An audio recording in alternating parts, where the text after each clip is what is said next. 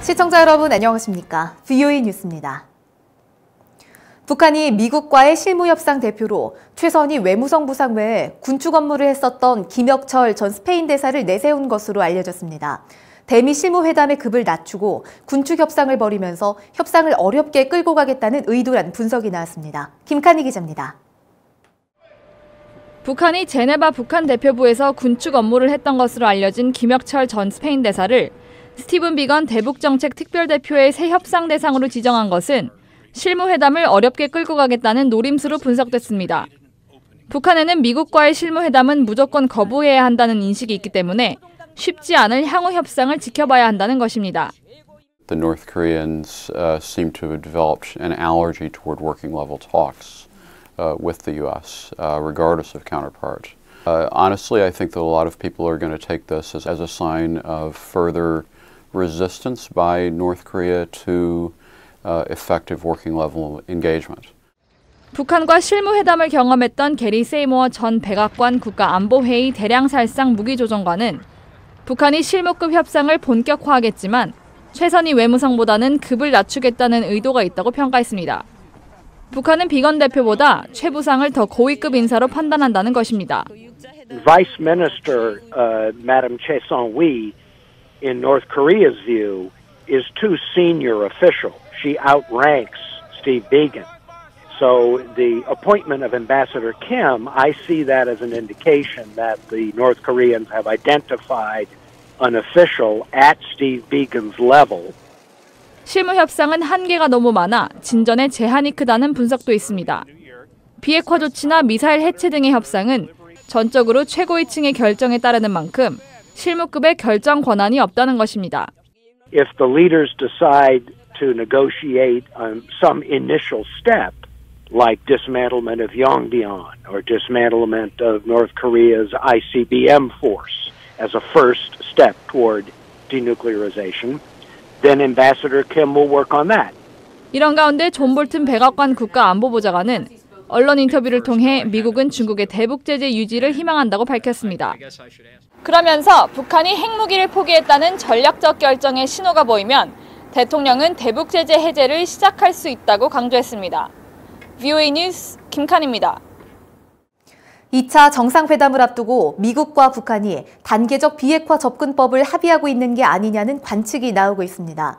사실이라면 실제 비핵화 달성은 어렵게 되고 장기적으로 미국 국익에 해가 된다는 우려가 나옵니다. 박승혁 기자가 보도합니다.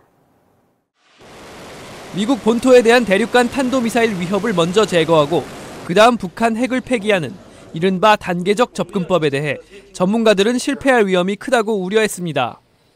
빅터 차 전략국제문제연구소 CSIS 한국 석좌는 자칫 미국을 고립시키면서 아시아 주둔 미군과 동맹국을 위험에 빠뜨릴 수 있다고 지적했습니다. And would effectively become a delinking strategy for the United States, focused primarily on homeland security, while completely leaving vulnerable our forces in the theater as well as our allies. 장기적으로 동맹의 핵심인 군사적 억지력에 대한 신뢰를 무너뜨려 미국의 외교 정책에도 치명상을 입힐 것이라고 분석했습니다. 협상에 능한 북한의 과거 행태를 보면 비핵화는 결국 실패할 것이라는 전망도 나옵니다. 북한이 초기 단계에는 이익을 취하다가 과거처럼 중요한 비핵화 후반 단계에서는 약속을 지키지 않을 가능성이 크다는 것입니다. If I were Kim Jong-un, I would be looking to receive sanctions relief and hold on to my nuclear missile programs, or at least the most important aspects. And so far, that's what we've seen him do. 미국이 단계적 비핵화 방식에 합의할지 협상의 추이를 더 지켜봐야 한다는 의견도 있습니다. 하지만 정말 단계적 방식에 합의했다면 김정은의 계획대로 끌려갈 수 있다는 경고가 나옵니다.